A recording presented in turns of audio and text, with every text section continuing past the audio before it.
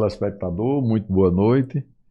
Nossa convidada de hoje é a Marcela Viana, oftalmologista, especialista em plástica ocular, e veio conversar conosco sobre a cirurgia de laser CO2 e os avanços nessa especialidade da cirurgia ocular. Tudo bem, Marcela? Tudo bem, doutor Leão. Ô, Marcela, explica pra gente o que é a cirurgia de laser CO2 e em que ela difere da blefaroplastia convencional. Então, a cirurgia feita com o laser de CO2, ela é feita com o laser de dióxido de carbono. Então, é uma cirurgia, é uma tecnologia, é um avanço da medicina que traz cortes mais precisos, né, e menos sangramento durante o processo cirúrgico. Ela difere da cirurgia tradicional, porque na cirurgia tradicional a gente usa o bisturi, a gente usa o eletrocautério. Já com o laser de CO2, ao mesmo tempo que a gente vai fazendo o corte, o laser vai também coagulando. Com isso, causando menos sangramento, menos edema e menos inchaço. Então, a vantagem maior seria a causa de um edema menor. Um menor edema, cortes mais precisos, né? Porque o laser ele tem um corte mais preciso do que o laser manual, do que o bisturi manual. E ele dá um pós-operatório mais tranquilo para o paciente. Quais as principais indicações dessa cirurgia, Marcela? O laser de CO2, a cirurgia blefaroplastia em si, ela é indicada para pessoas que estão buscando rejuvenescimento facial e diminuição também daqueles desconfortos que se tem ao longo do dia, quando você tem um excesso de pele, bolsas de gordura evidente, que leva a um cansaço visual ao longo do dia, também para o rejuvenescimento, porque você removendo todo esse excesso de pele, todas essas bolsas de gordura, você vai ter também um rejuvenescimento facial. Ô Marcelo, e se a pessoa tivesse um olho bonito como o seu, o uso do laser não vai afetar o olho, não? Existe alguma coisa para proteger isso? Como é que faz isso? Sim, o laser de CO2, a cirurgia toda é feita com proteção, né? Os instrumentais todos são foscos, né? Para que ele não absorva a temperatura e não chegue a queimar o rosto do paciente. E também é colocado uma lente fosca com proteção no olho do paciente. Esses resultados são permanentes? A cirurgia de laser de CO2 ela é muito eficiente. Ela vai tirar todo o excesso de pele, todas as bolsas de gordura, tudo aquilo que está deixando o olhar do paciente cansado e envelhecido. E ela vai durar por muito tempo.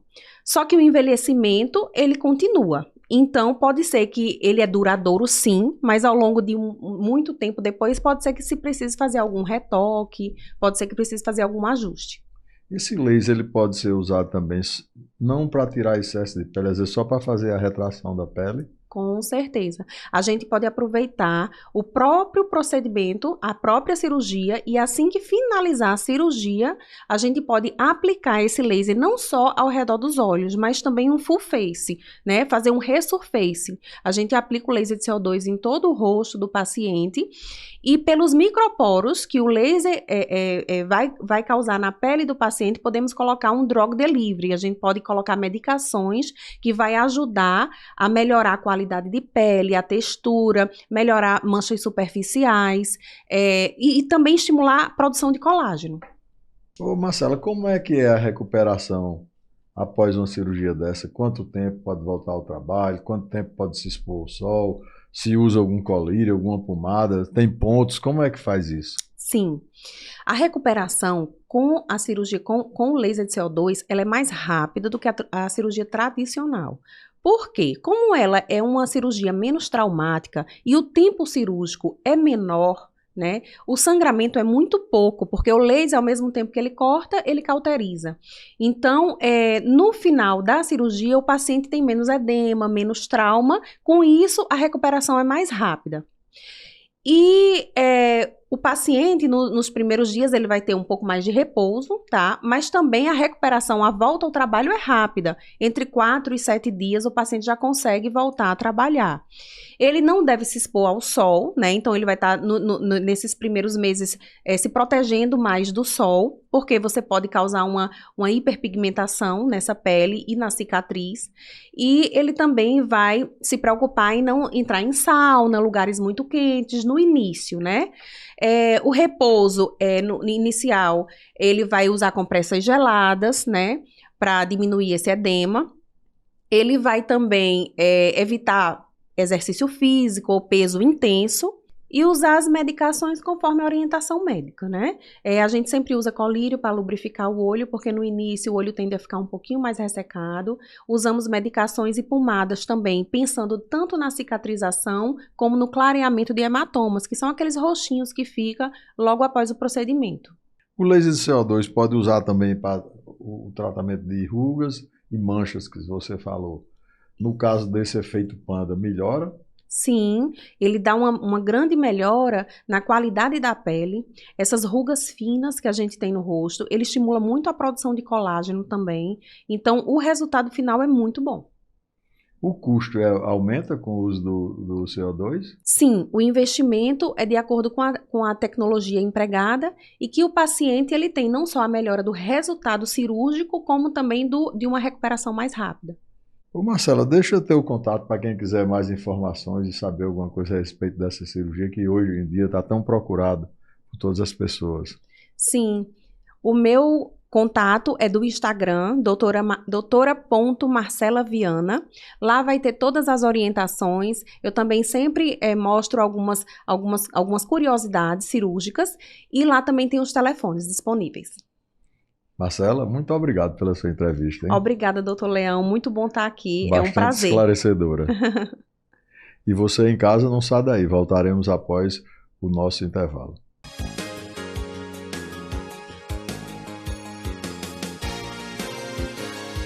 Oi, eu sou a doutora Juliana Fontan e nessa série de vídeos eu vou contar para você como cuidar da sua pele. Hoje vamos falar tudo que você precisa saber sobre toxina botulínica, então fica comigo até o final.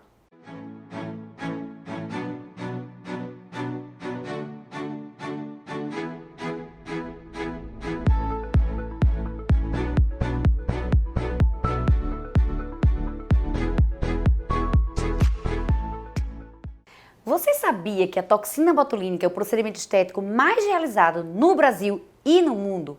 É um procedimento seguro, eficaz, com rápido início de ação e com inúmeros benefícios. Uma dúvida frequente é como age a toxina botulínica. A toxina botulínica age inibindo a contração muscular. Com isso, ela vai amenizar aquelas rugas formadas pelo movimento repetitivo do músculo, como ruga do bravo, rugas da testa, ruguinhas de pezinho de galinha. Além disso, gente, você sabia que a toxina botulínica ela também é usada para tratar algumas doenças, como rosácea, espasmos musculares, enxaqueca e também uma doença muito comum de ser tratada com a toxina botulínica é a hiperidrose, que é o excesso de suor que pode acontecer nas axilas, nas mãos e nos pés. Outra dúvida frequente é a partir de que idade é possível iniciar o tratamento com toxina botulínica. Não existe uma idade específica, mas comumente costumamos a prevenção dos pacientes a partir de 25 anos, quando já começa a mostrar aquelas ruguinhas de movimentação muscular. Nesse caso, chamamos de toxina preventiva, porque a gente vai tratar aquela atividade muscular para evitar que a ruga se torne fixa. Agora eu vou responder a pergunta de uma internauta. Doutora, quanto tempo dura o Botox? Excelente pergunta. A toxina botulínica costuma durar de 4 a 6 meses. Se a toxina vai durar um pouco menos, 4 meses, ou um pouco mais, 6 meses, depende de alguns fatores, da dose aplicada, da atividade muscular de cada paciente. Então, aqueles pacientes que gesticulam muito, faz muita atividade muscular, a toxina tende a durar um pouco menos. De atividades físicas. Então, atividades físicas de alto impacto faz com que a toxina dure um pouco menos também. E aí, gostou do conteúdo de hoje? Para saber mais sobre tudo que falamos aqui, acompanhe meu perfil do Instagram, @JulianaFontanDermato. Semanalmente estarei aqui trazendo mais dicas de dermatologia para você. Até lá!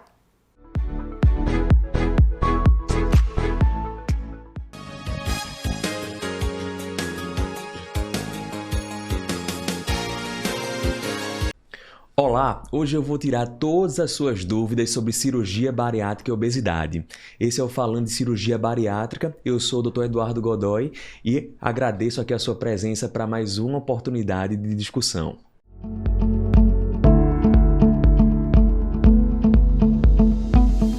Para este episódio, eu convidei justamente o nosso amigo, o nosso colega, Dr. Emílio Leão, cirurgião plástico aqui de referência, para prosseguir a discussão sobre a nova resolução do Conselho Federal de Medicina e o que mudou na indicação de cirurgia bariátrica. Eduardo, quais são os novos critérios de IMC para a indicação da cirurgia bariátrica?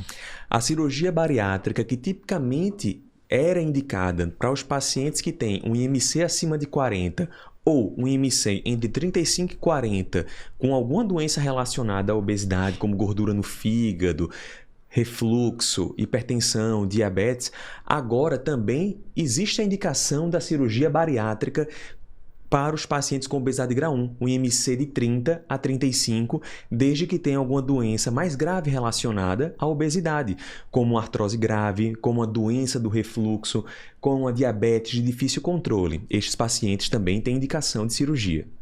E antes, como é que era feita a eleição desse paciente? Os pacientes, eles nos procuravam após ter um intervalo de tentativa de controle do peso com endocrinologista, com especialista clínico, de ao menos 2 anos de tentativa. Agora já não há mais essa formalidade, porque se entende que quem tem obesidade tem uma tendência, é uma doença, não é uma opção. Então esse paciente agora não precisa mais comprovar o tempo, até porque isso é uma grande dificuldade para muitos deles. Enquanto que alguns não sabem determinar quando começou, outros tiveram obesidade a vida toda. E, efetivamente, esses novos critérios são positivos? Demais, doutor Leão. Os novos critérios, eles vêm justamente para beneficiar aquele paciente que tem uma doença de controle muito difícil.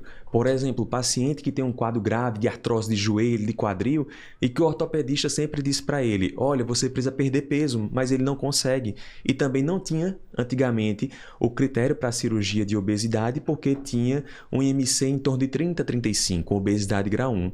Assim como o paciente, por exemplo, que também tem um quadro de refluxo grave e também não tinha indicação para cirurgia e agora ele passa a ter, ou seja, beneficia justamente quem precisa. Quais são outras comorbidades que também admite-se a cirurgia bariátrica? Doutor Leão, entre as comorbidades, as principais que chegam no nosso consultório são justamente a diabetes, a hipertensão, o colesterol e o triglicerídeo elevado, os pacientes que têm um refluxo ou dores articulares graves e por que também não lembrar daqueles pacientes que também têm um quadro psicológico, um quadro psiquiátrico associado, ou seja, se encontram depressivos, se encontram ansiosos e por que não chamar de fato de estigmatizados pela questão da obesidade. Então, todas essas comorbidades também autorizam a cirurgia bariátrica. Já que a gente falou bastante sobre a cirurgia bariátrica, quais são as técnicas que se utiliza hoje com mais segurança para fazer a cirurgia bariátrica? As técnicas bariátricas mais utilizadas no Brasil e no mundo são o sleeve, que é a gastrectomia vertical, mas o nome mais conhecido é o sleeve, e a outra é o bypass gástrico. Essas técnicas, elas têm décadas que são realizadas com bastante segurança, com baixíssimo nível de complicação. O paciente, tanto de sleeve quanto de bypass, operou hoje, no mesmo dia está tomando líquido, está caminhando e no dia seguinte tem alta para casa. Existem outras técnicas também que são mais experimentais e que são mais individualizadas para determinado tipo de paciente, mas essas técnicas respondem por mais de 90% das cirurgias bariátricas realizadas no Brasil e em todo o mundo.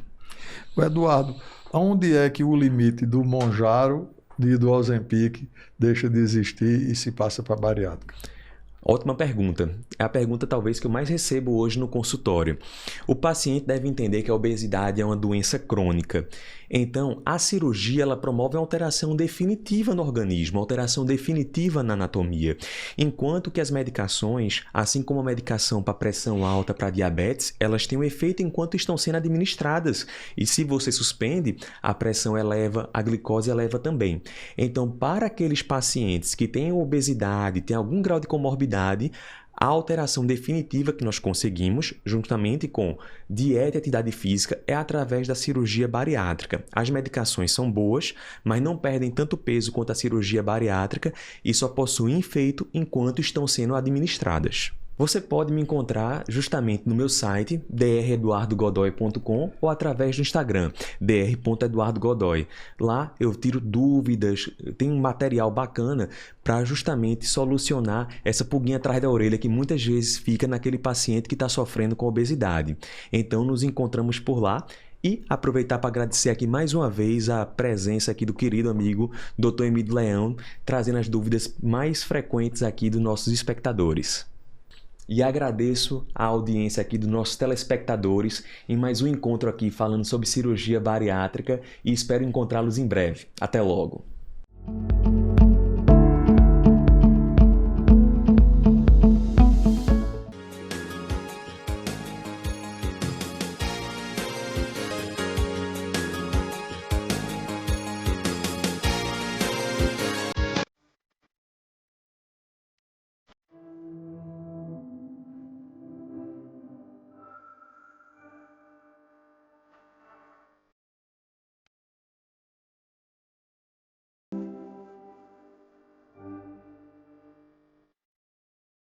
O Roberto passou por aqui já? Sim, já passou sim. Viu seus exames, tudo certinho, tudo direitinho? Alguma dúvida você tem? Só o tempo, quanto tempo vai durar a cirurgia? O tempo que vai durar é em torno de uns 40 minutos, mas a gente normalmente em cirurgia não cronometra o tempo não. O importante é a cirurgia ficar boa. Às vezes não adianta de nada eu ganhar 10 minutos, 15 minutos da cirurgia e o resultado não ficar bom, entendeu? Estou um pouco nervosa. Mas não fique nervosa não, que daqui a pouco vai passar tudinho, você está aqui de volta, está tudo certinho. Você da tardezinha já vai embora para casa, está bem para noite. Porque ele saiu aqui. Sai hoje ainda, viu? Ok? Tudo bom. Daqui a pouco o menino vem pegar você na maca para ir para o box. Certo. Lá a gente vai fazer a sua cirurgia. Ok. Ok?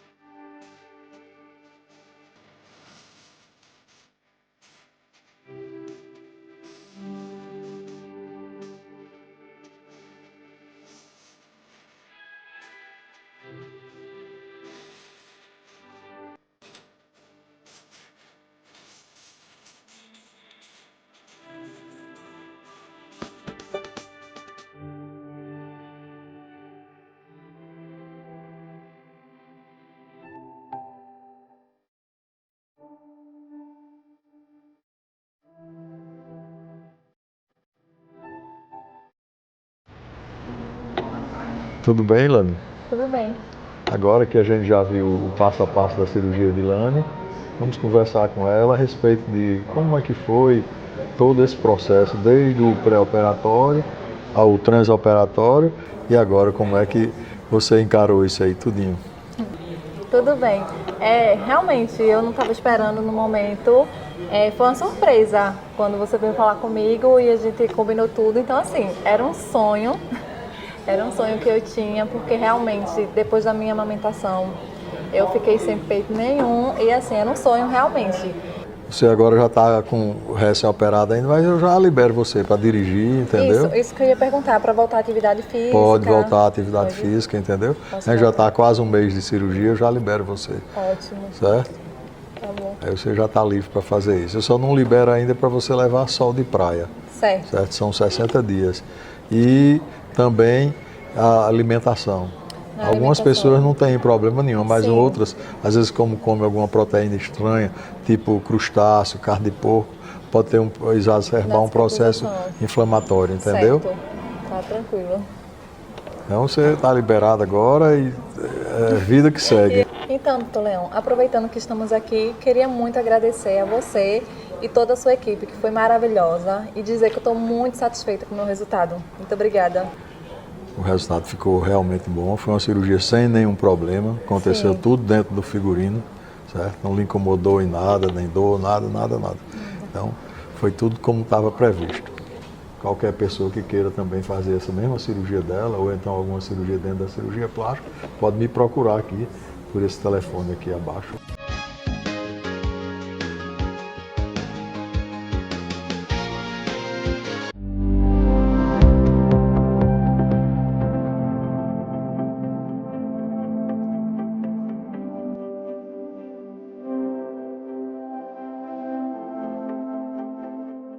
E a nossa convidada de hoje é a doutora Priscila Santos.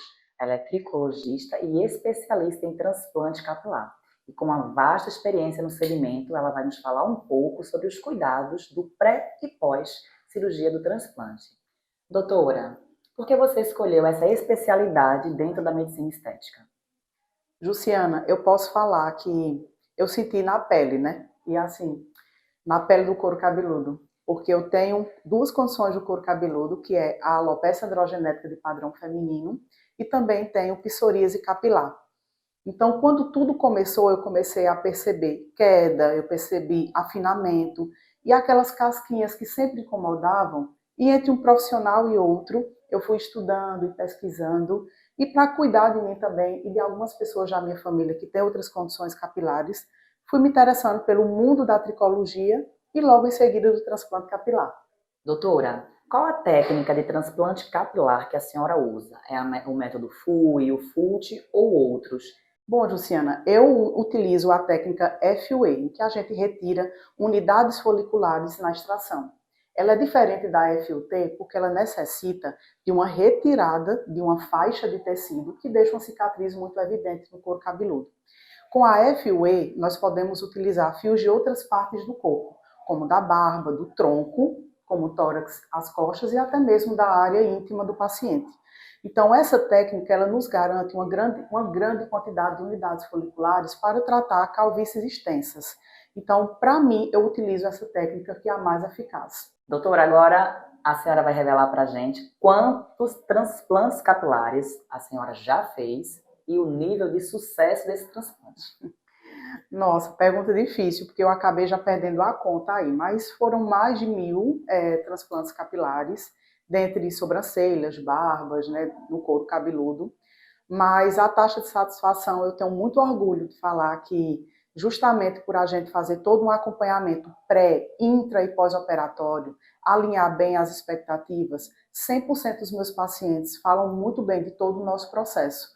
Então, eu estou muito feliz, eu acredito que até hoje eu nunca recebi nenhuma negativa, não. Que ótimo, doutora. Doutora, agora vamos falar sobre possíveis riscos. Existem riscos no transplante capilar?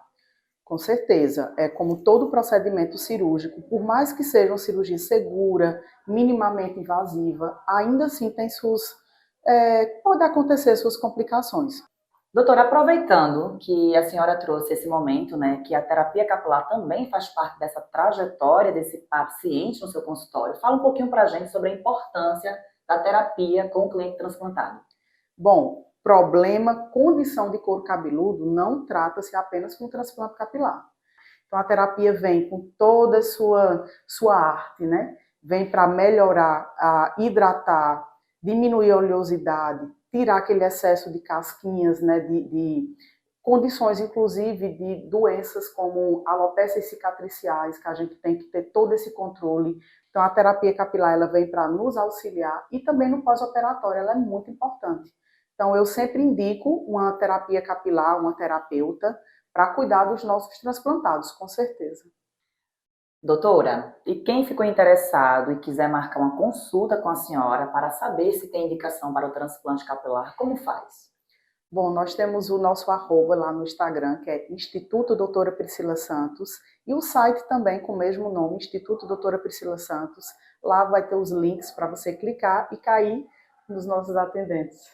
Doutora, muito obrigada.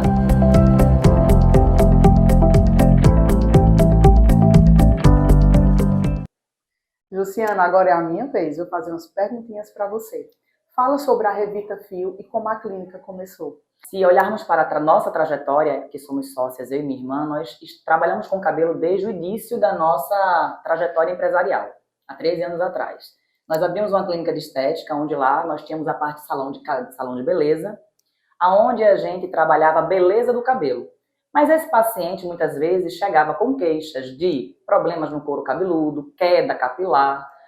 As clientes que vinham da parte da estética, que muitas vezes tinham acabado de ter bebê, com uma queda pós-parto. E aí identificamos um mercado, uma fatia muito interessante de mercado, e uma oportunidade também de nos especializarmos nesta área. Jussiana, sabemos que existem muitas clínicas capilares. Qual seria o diferencial de vocês? Doutora, o grande diferencial da Revita Fio é que nós trabalhamos uma tríade, né? De que nós entendemos que é importante analisar para o paciente ter sucesso no tratamento dele. Então, a gente tem que ter um couro cabeludo saudável, o paciente tem que tratar muitas vezes deficiências de dentro para fora e termos tecnologia de ponta para que esse paciente tenha um resultado extraordinário. Então, essas 3 situações vão fazer com que o nosso paciente ele tenha sucesso no resultado. Luciana, e como seria esse método que vocês trabalham? Na realidade, doutora, diante dos estudos que nós fizemos, nós entendemos que o cabelo ele passa por um processo de afinamento, perda de nutrientes, e ele começa a ficar adormecido e muitas vezes ele não tem força para nascer novamente. Por que reprogramação? Porque nós devolvemos nutrientes necessários para esse fio, aonde a gente restabelece a saúde capilar, devolvendo os nutrientes, e em seguida esse cabelo volta a ter espessura e ficar novamente aparente. E para a gente que trabalha com transplante capilar, essa reprogramação seria interessante? Demais. Inclusive, nós temos hoje procedimentos aqui pré-transplante capilar e pós-transplante capilar. E a senhora sabe a importância do paciente que tem os cuidados desse couro cabeludo, inclusive para o sucesso do transplante ser os 100% como a senhora já tem em seu consultório. Então, Luciana, se alguém tiver interessado em conhecer um pouco mais sobre o trabalho de vocês, sobre essa tecnologia que vocês criaram, como é que ele faz para encontrar? É super simples, hoje vocês nos acham através do nosso Instagram, Revita Fio Parnamirim, onde lá vai ter a nossa equipe comercial que vai te atender, vai tirar já algumas dúvidas e vai te encaminhar para o mais importante, que é o diagnóstico da sua deficiência para te dar um plano estratégico para a sua solução.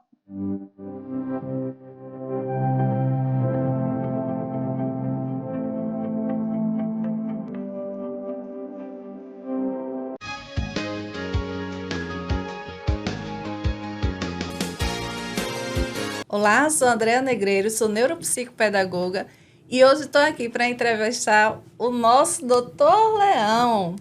Tudo bom, doutor Leão? Tudo bem. E aí, preparado para essas perguntas? Então. Doutor Leão, é comum a gente ver atualmente a questão da bariátrica, né? As pessoas obesas, elas tendem a fazer a bariátrica. Hoje tem a Jojo Todinho, que está aí na mídia, e recentemente ela passou por uma cirurgia plástica. Qual é a necessidade, quais são os cuidados que um ex-obeso ou um bariátrico precisa fazer antes das cirurgias plásticas? Geralmente o paciente que fez a cirurgia bariátrica, depois de 2 anos, ele vai chegar no peso que seria o ideal para começar a fazer a cirurgia plástica. Seria como uma bola que secou e está sobrando o plástico, no caso a pele. E o cirurgião vai fazer um planejamento para que comece a fazer essa cirurgia. Geralmente na mulher a mama fica mais flácida, os braços ficam mais flácidos, o rosto, o abdômen e as pernas. Então, dentro de um planejamento, a gente vai ver qual seria os fatores a trabalhar primeiro. Não é normal que num paciente pós-bariátrico exista sempre uma anemia. As taxas de hemoglobina não vão ser as mesmas, a gente já sabe disso, e é uma cirurgia que não pode ser também muito longa e não sangre muito. Então, tem que fazer uma programação. Normalmente, em mulher, a gente começa com mama e com barriga, depois trabalha os braços e as pernas e, por fim, o rosto.